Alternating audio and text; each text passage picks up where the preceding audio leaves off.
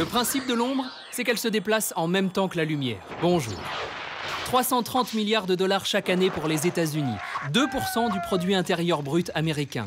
Près de 1000 milliards d'euros par an en Europe. Cette même Europe dont le budget dépassait à peine 162 milliards d'euros en 2015. 40 à 80 milliards d'euros rien que pour la France. Voilà un rapide coup d'œil sur le joli pactole de l'évasion fiscale.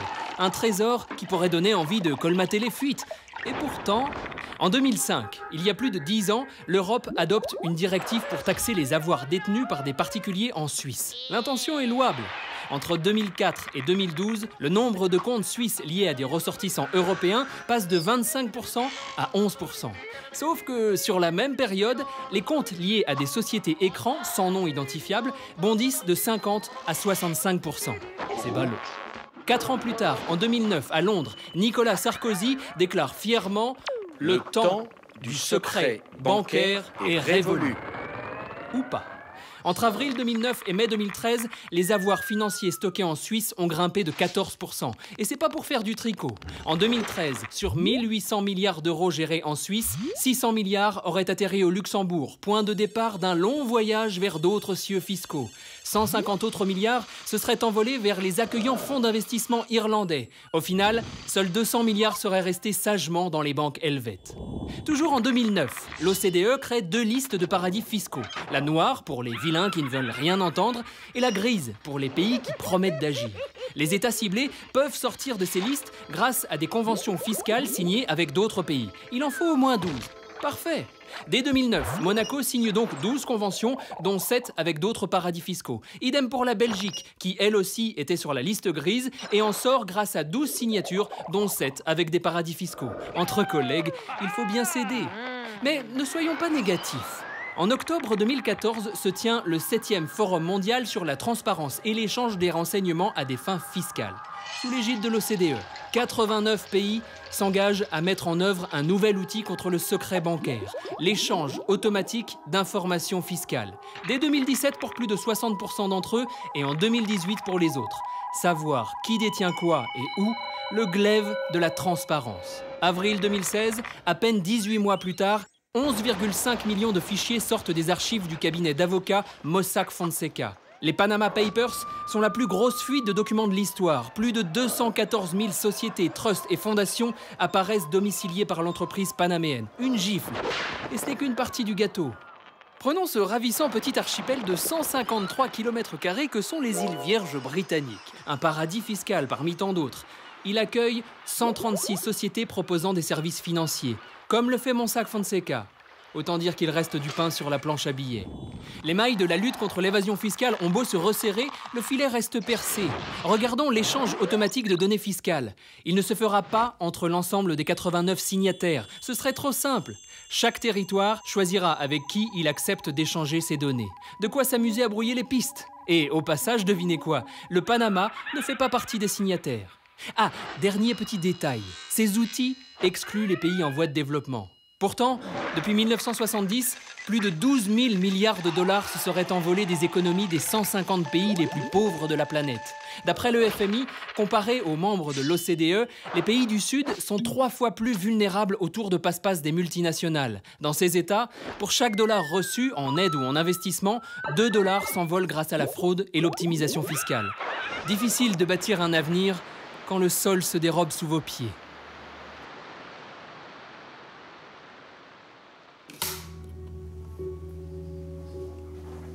Renaud Fossard, chargé de mission justice fiscale dans le réseau latino-américain Latindad. L'évasion fiscale pour les pays en développement est massive.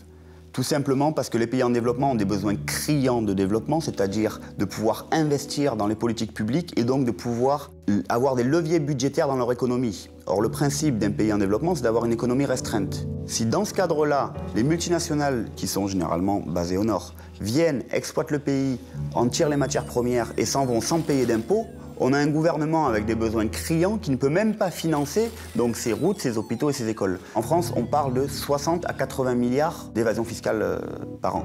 Le trou de la Sécu, c'est 10 milliards. Donc on n'est pas dans du 200 millions de fraude à la CAF, on est dans des très très gros montants et ça c'est la France. Donc quand on va dans des pays en développement, tout part aux extrêmes. Il y a plus d'évasion, il y a plus de besoins. Le grand écart devient intenable et on a des pays qui ne s'en sortent pas.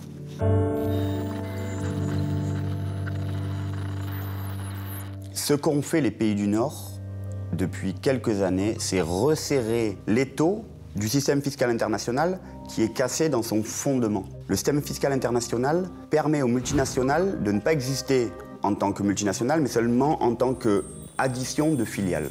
Les multinationales savent jouer avec ça et au final faire disparaître les profits de là où ils sont générés pour qu'ils apparaissent ailleurs. Les pays du Nord ont des vraies capacités pour contrôler les multinationales et donc elles luttent, elles font des combats d'ingéniosité avec les unités d'optimisation fiscale des multinationales. Donc quelque part, les États du Nord retrouvent un petit peu d'argent sans retrouver néanmoins ce qu'ils devraient. Par contre, les États du Sud sont totalement démunis parce qu'ils ne peuvent pas jouer à ce jeu d'ingéniosité. Ils ont moins de personnes dans leur administration fiscale qu'une grande multinationale dans son unité d'optimisation. Ce que font les pays du Nord à l'heure actuelle, c'est tout faire pour éviter que ce système change et donc rester dans le système cassé et essayer de l'améliorer un tout petit peu.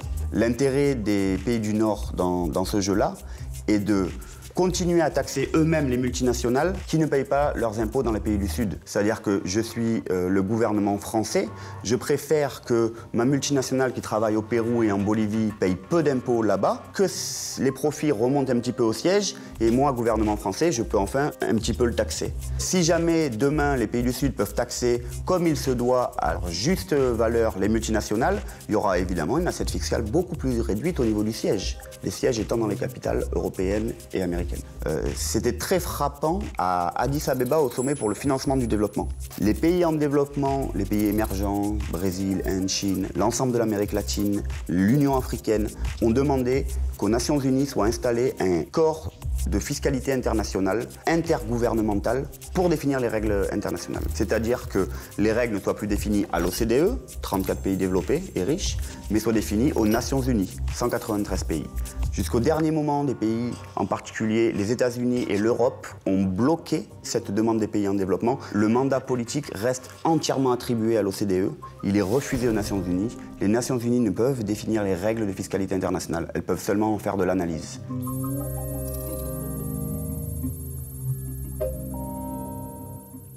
Une première chose à faire pour savoir comment fonctionne une entreprise, où sortent ses profits, c'est tout d'abord qu'elle rende des comptes sur l'ensemble de ses activités économiques. C'est quand même incroyable de penser qu'une entreprise comme Total, si vous allez sur son site aujourd'hui, vous ne saurez pas où est-ce qu'elle est installée de manière exhaustive. Vous ne saurez que les filiales qu'elle veut bien vous transmettre. Logiquement, si elle est dans les paradis fiscaux, elle ne vous le dira pas. Ce qui est demandé par la société civile et dorénavant par des organisations internationales, c'est la transparence pays par pays, public. C'est-à-dire que l'ensemble du public, moi, vous, si on va sur le site internet, on puisse savoir, connaître l'ensemble des filiales. S'il y en a dans les paradis fiscaux, on le verra immédiatement. Si ça c'est possible, non seulement le fisc pourra très rapidement avoir une idée des schémas d'évasion fiscale, mais tous les journalistes d'investigation, la société civile et même le citoyen. C'est une pression sur le risque réputationnel des entreprises qui fait que ça remettrait probablement rapidement les choses dans l'ordre. On nous disait, sur le reporting pays par pays, c'est pas possible, les entreprises vont y perdre trop, etc., etc. Ça a finalement été appliqué par secteur. Donc aujourd'hui, dans le secteur bancaire et financier, ça existe. Et pourtant, on a toujours l'argument de non, c'est pas possible de le mettre au niveau de l'ensemble des multinationales parce qu'elles vont y perdre, etc. Donc concrètement, cette solution est en train de devenir réelle. Le seul point d'achoppement qui reste, c'est public ou non public. Or, c'est là tout l'enjeu. Parce que précisément, mettre en lumière, c'est créer énormément d'informations. Il y a des multinationales qui ont des milliers de filiales. Il faut les traiter, ces informations. Et les pays en développement, avec les administrations fiscales dont ils disposent à l'heure actuelle, ils vont avoir des difficultés. Il faut qu'ils accèdent à cette information, mais il faut que la société civile, les journalistes d'investigation, les citoyens puissent les aider à traiter l'information. Donc c'est absolument très important que ce reporting pays par pays soit public et non pas qu'il reste entre les administrations fiscales. Ce qui est demandé par la société civile et par une partie des pays du Sud, c'est de changer le système même de taxation et de ne plus courir après quelle filiale commerce avec qui, mais d'attendre tranquillement que l'ensemble des profits de la multinationale remonte à son siège, de regarder le siège et de taxer au niveau du siège et de réattribuer ensuite. Ça s'appelle la taxation unitaire. Si ce système est installé, il n'y a plus de pays du Nord, plus de pays du Sud. Il suffit d'attendre que les choses se passent et d'ensuite aller voir le modèle économique et de le réattribuer là où le profit a été généré.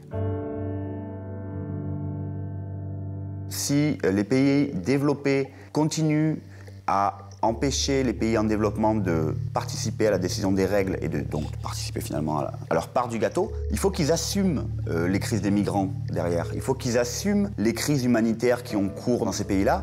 Les enjeux de pauvreté et les retours de bâton que les pays développés vont prendre suite aux crises humanitaires et politiques qu'il y a dans les pays en développement sont partis d'un tout qui est la répartition des richesses au niveau mondial.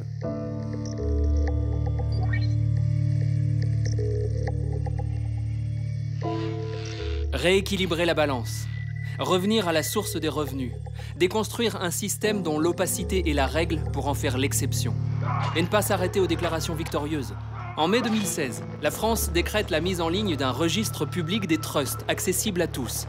Belle annonce. Surtout lorsque l'on sait que 80% de l'évasion fiscale mondiale transite par des trusts. Mais leur forme juridique reste complexe.